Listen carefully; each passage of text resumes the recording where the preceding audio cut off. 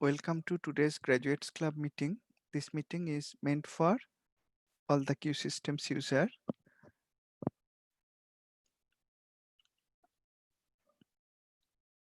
I am Sagar Nandi.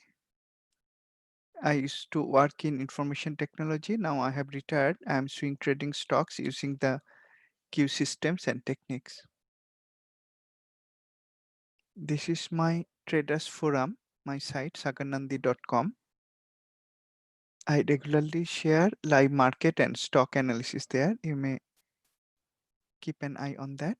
You may contact me using my email ID tradingprofitably@gmail.com. This is my YouTube channel where you may watch this and similar other videos, trading related videos. And this is my Twitter handle.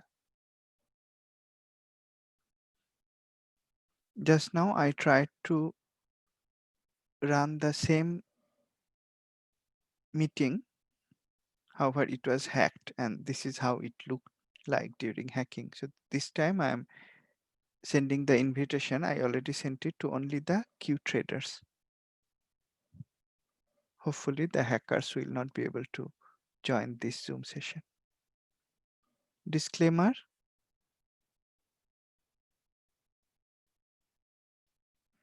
I am not an investment advisor. This demonstration is for educational purposes only. It is not a trade recommendation. Trading involves risk. You and only you are solely responsible for the outcome of your trades.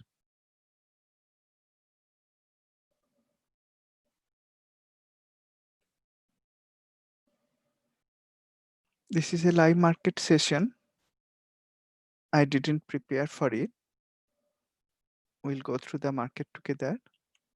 These are the systems that I use for trading. Q Elite on TradeStation, Q Global and Q Finder running on MetaStock, Q Vital I use for fundamental analysis, Q Edge for sector industry rotation analysis, and Q Index for market level index analysis. That was the last slide of my presentation. Let me continue with the live system.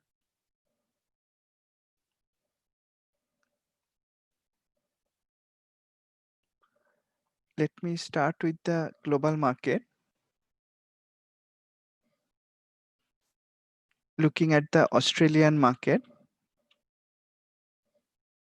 Australian market dipped a little bit in the daily chart. I'm using the Q at a glance weekly daily template. It broke below one memory support line. However, there is another memory support line nearby. The weekly has become indecisive. Australia's Friday's market has closed, so this week is indecisive. There is no trade signal there. Let's look at the China market using CSI 300 index.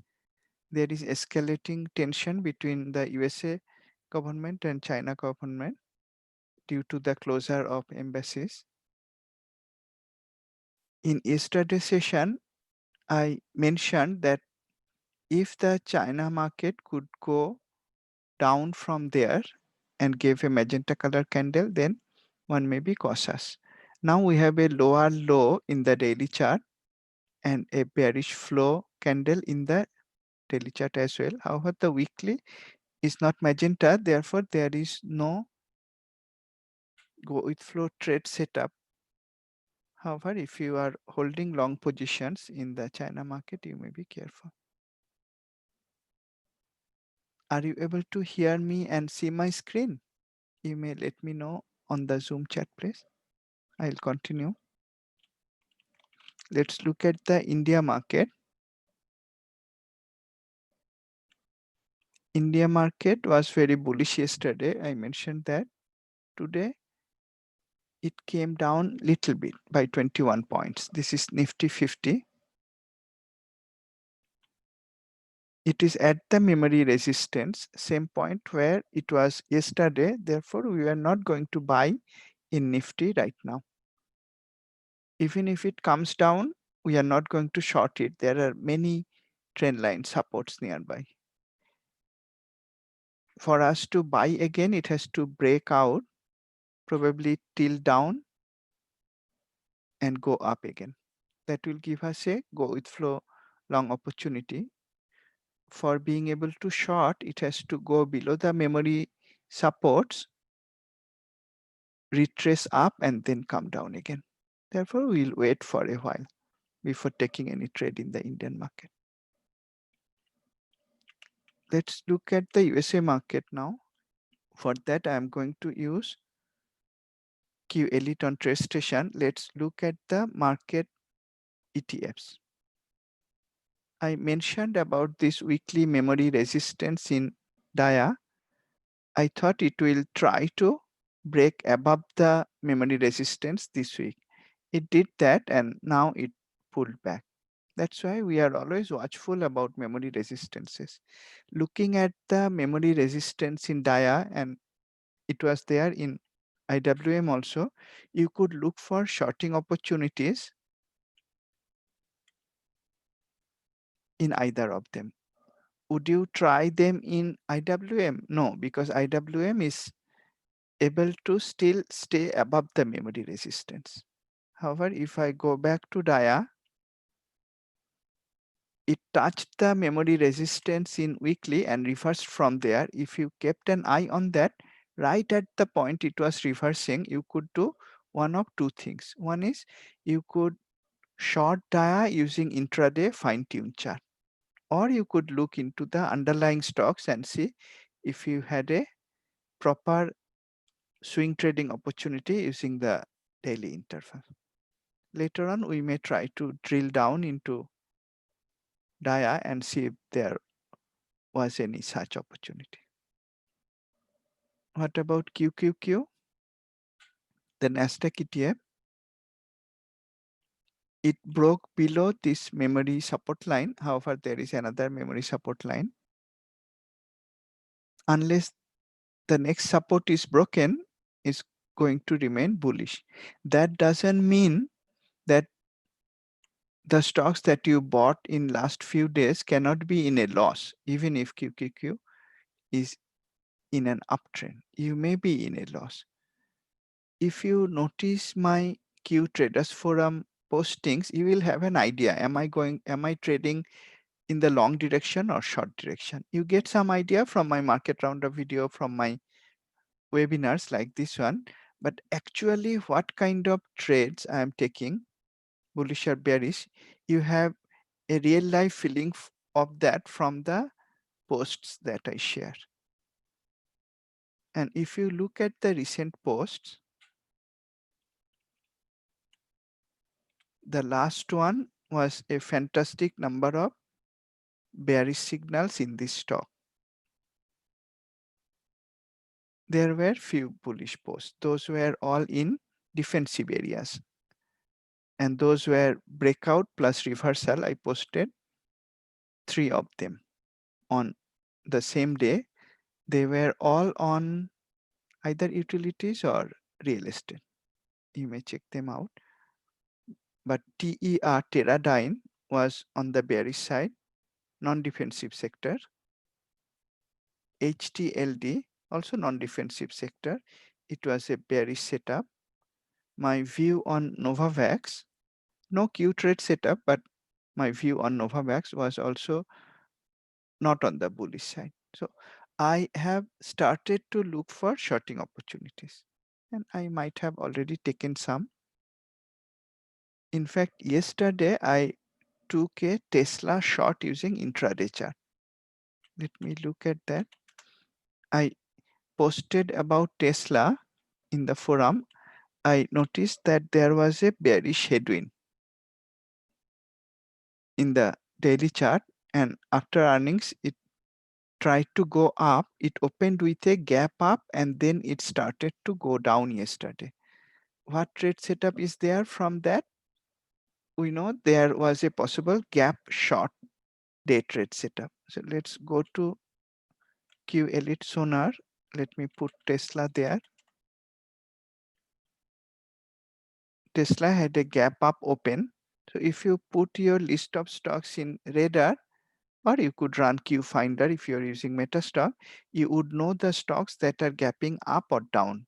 Then you might look for a gap long or gap shorting opportunity. So I kept an eye on Tesla Usually I don't trade Tesla, by the way, it's too expensive. Here I have the same stock Tesla using fine-tune intraday chart in the morning session.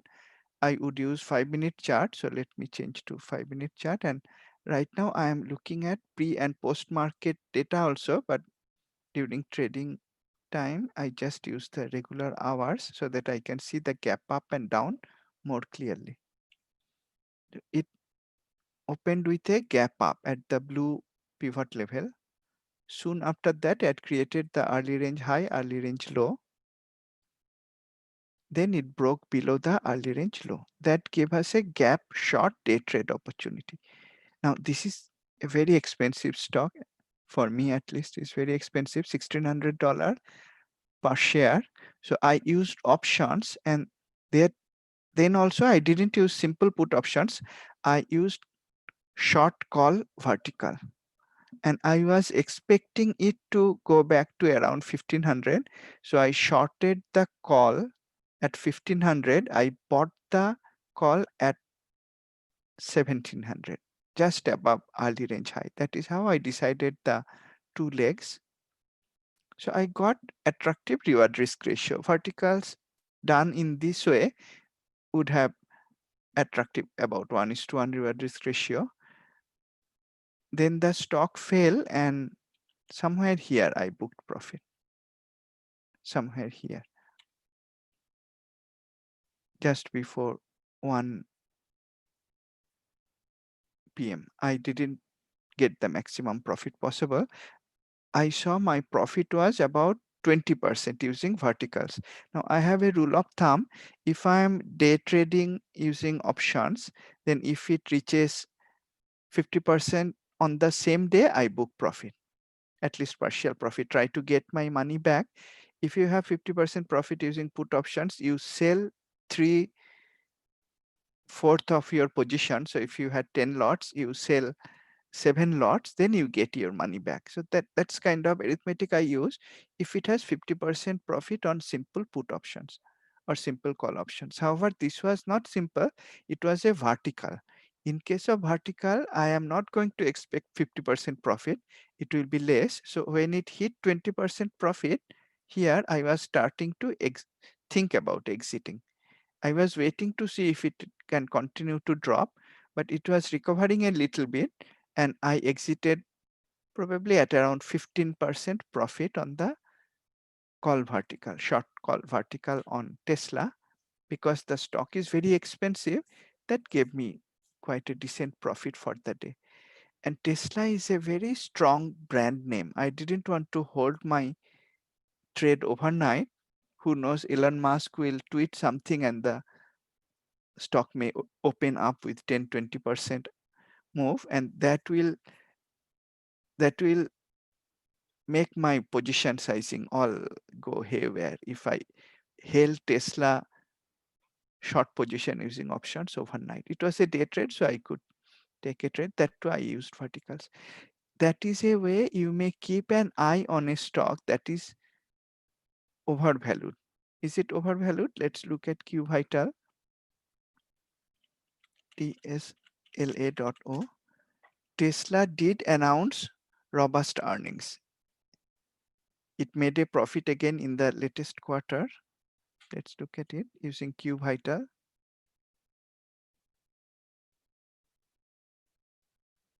While it is retrieving the data about the peer stocks, we may check out the industry. The industry was strong. That was another reason I was not going to hold the stock. By the way, I should mention industry was relatively strong. But if you see the number of industries up down yesterday, we don't know if it actually went up. Let's look that up from industry percentage tab. Yes, the industry went up yesterday. So it was relatively strong and the industry went up. That was another reason I was not going to hold the trade overnight.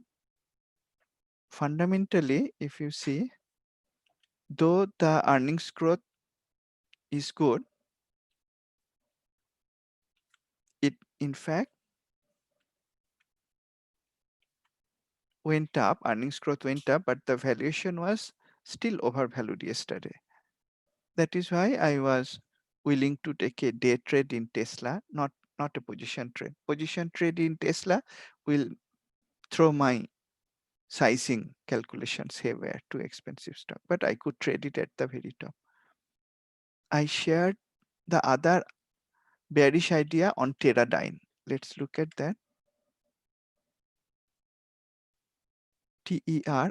If I'm not mistaken, on CNBC Mad Money show uh, mentioned that he is going to buy Teradyne now, if I'm not mistaken. I don't follow them, and good for me. If you saw my post in the forum looking at the bearish headwinds, I actually shorted it using put options, simple put options. I tend to say simple put, simple call are not efficient instruments except when a stock is at a very high price level. In that case, the options are very cheap. Implied volatility is low for simple stocks.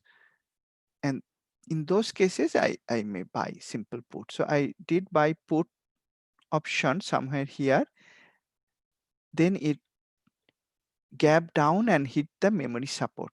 I had 15% profit, not a large profit for simple put options, but because it hit the memory support, I didn't hesitate. I booked my position, closed my entire position. Then it had earnings. After earnings, it tried to go up and yesterday sharply came down. That was the time I posted it in the forum again that if it breaks this memory support, that may give an attractive shorting opportunity. However, you may be cautious for stocks like Teradyne because its fundamentals are not weak. Usually, I am more comfortable shorting a stock where the fundamentals are weak, industry is weak or decelerating, and technically there is a short point. Sometimes if you follow a stock regularly, you tend to have a feeling of what is going on. And in that case, you may short it. You can see Teradyne from Q Vital, earnings growth is not weak at all. Valuation also not overvalued, it is in the middle. What about semiconductor equipment industry? Let's check that out.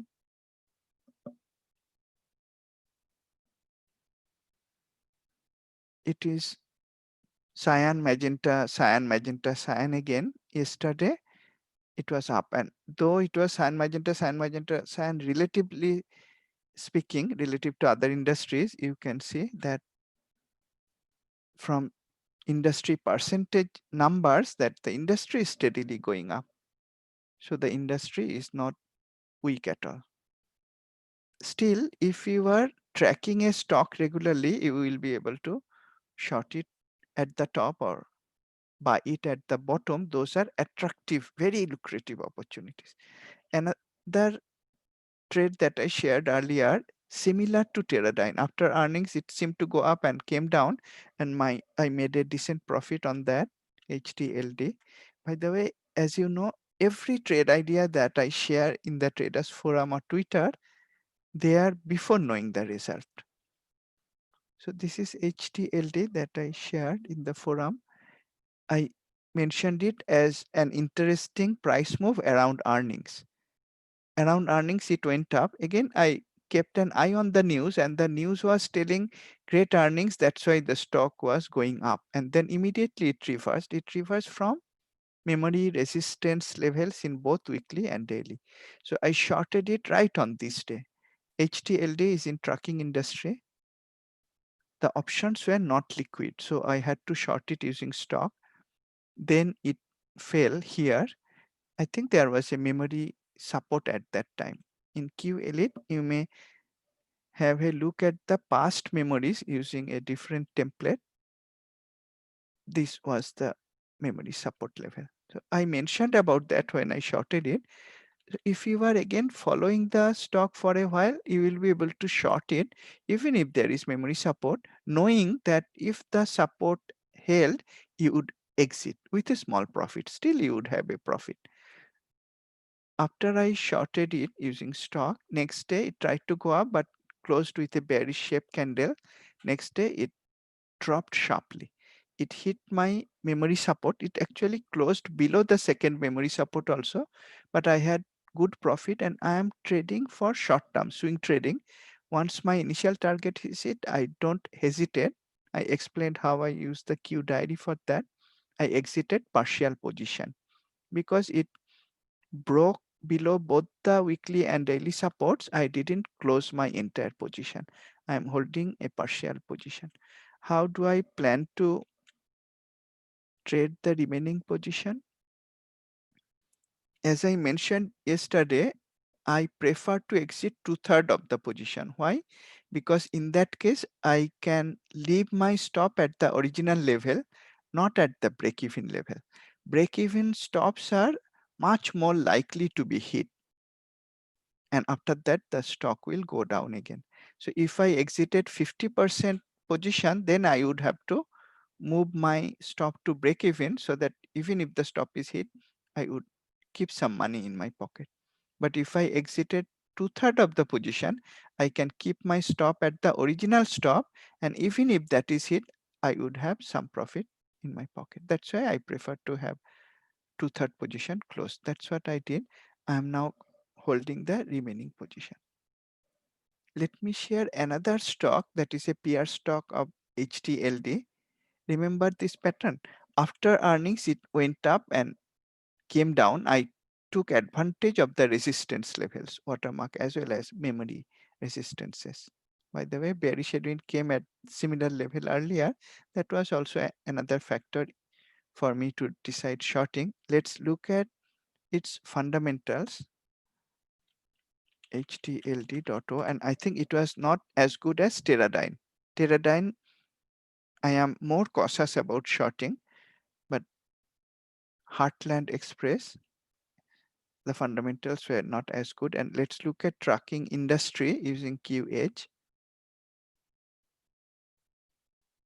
You see the industry is also weakening very nicely. If we look at the industry percentage, it is negative.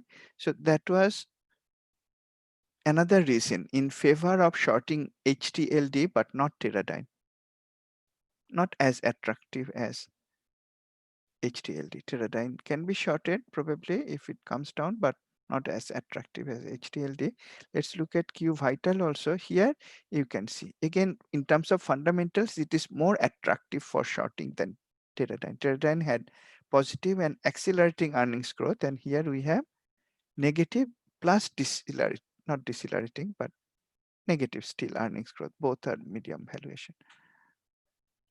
Now, when I carried out this peer analysis for HTLD, I found another stock, CHRW. That is also medium valued. Earnings growth is negative and decelerating in this case. Earnings is coming up 28th July. So I am keeping an eye on this stock. Let's look it up using the charts. CHRW. And you will see how I am anticipating a trade and taking it well ahead of others sometimes. This is a stock that is right now just above the memory resistance in weekly and just above this watermark resistance in daily. However, there are support lines nearby. Because the market went up very rapidly, many instruments which also went up, they are expected to have memory support. So this one earnings is coming. This is probably not the time to short it or buy it either, at least not using stocks. I'm keeping an eye on it to see if it can come back below the resistance levels, watermark in daily and memory in weekly. Then it will show some weakness, and then we may think of taking a trade. Probably using options if it is before earnings. After earnings, maybe using stocks. After earnings, again, if it does like HTLD, if it tries to go up, reverses again, that will give the best shorting opportunity, quick short-term trade. Another trade that I took in the FANG stock was in Facebook. In last several webinars and videos, I mentioned among the FANG stocks, Facebook was looking the weakest because it had series of bearish headwinds in weekly, here also in daily, and it was not able to go up. Earlier I shorted using vertical, booked profit, and now I have a vertical bearish position again. I probably opened it here because earnings is coming. That vertical is not yet in much profit. Probably the implied volatility is still very high. I would expect to have higher profit. I think I have about 7 to 10% profit, probably because of the earnings coming up. But if it comes down a little bit more and if it holds the memory support, I'm not going to wait. I'm going to book profit. In this case, I think I used short call vertical. I used 235 to 45, something like that. I don't remember the short call vertical. But if it hits the memory support and holds there, then I may book profit. That is another position I'm holding. These are not usual trades, isn't it? Because it is still in an uptrend. But because I am keeping an eye on the weakness for very short term trading, I'm able to short and book profit quickly, just like in HTLD or Tesla or Facebook last time. And I am trying to make some profit in Facebook this time also. Now, is the market weak? Not really, isn't it? If we look at all the market ETFs, it's certainly not bearish. One day it seemed to be weak yesterday, but was it really weak? If we look at QH, let's look at the home statistics. 5-day period, sectors, industries, stocks, everything, the breadth, advanced decline is still bullish. From the pie charts we can see, don't even have to read the numbers. And even yesterday, though it might feel weak yesterday, why? Because some large cap stocks went down. You can see yesterday's breadth was also bullish. So we cannot say yesterday was a weak day. And I ran Q Finder. This is the weekly picture. Whether you look at all signals, strength signals, continuation signals, or reversal signals, the weekly picture is very bullish, no doubt about that. And I can run weekly scans in Q Global on Metastock during the week. So it is very bullish. And I ran it on the daily interval, that is yesterday. We cannot say it is bearish. It is mixed. We can say it is balanced. So it is not bearish yet, and market is going to open. Let me look at some of the long stocks that I suggested recently. 3 of them, all of them were in defensive areas. One was DEA, one is oil, and what was the other one? OL, DEA, and I don't remember. Let's look at OL and DEA. You may check out the, okay, market open, no issue. 1 or 2 more minutes.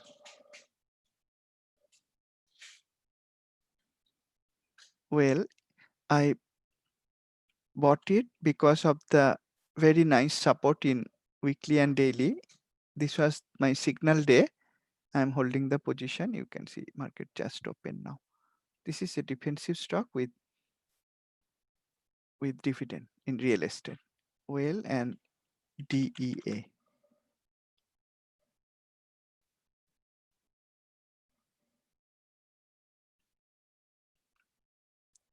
This was moving inside a very narrow range in the daily chart. Then it broke out. I think at that time it had a memory resistance. All these 3 stocks that I analyzed, they were all breakout setup and also a reversal setup. So I'm holding a position in this. This also has some dividend. And there was another stock also in real estate, is it? Let's look at its sector strength or industry strength, at least for one of them. That will show why I chose these stocks. WELL.K. Real estate. Let's check the industry. Very strong. And these are the most lucrative opportunities when the industry was weak for so extended period and just now starting to strengthen. If we look at the industry percentage, also starting to strengthen from negative to positive. Most lucrative times to buy these stocks. Nothing is guaranteed, but most lucrative time, and has great earnings growth in quarterly as well as at least last 2 yearly periods, very good earnings growth, and last 3 quarters valuation is in the middle. The similar strength was there in the other 2 defensive area stocks also that I shared. Okay, market has opened, so let me stop today's session here. It's good that I tried it out. This seems to be working. I tried to live cast on YouTube at the same time. We'll see how it goes. But I am very happy that you could join. Let us use this session for Q&A also. You may ask any questions that you may have on the Q systems, the practical side of it, how to use it under different situations, and I'll be happy to try to address those questions. Thank you once again for joining. I look forward to seeing you in my next session. I'll email you about the session. Have a great week, have a good day, and trade profitably. Thank you.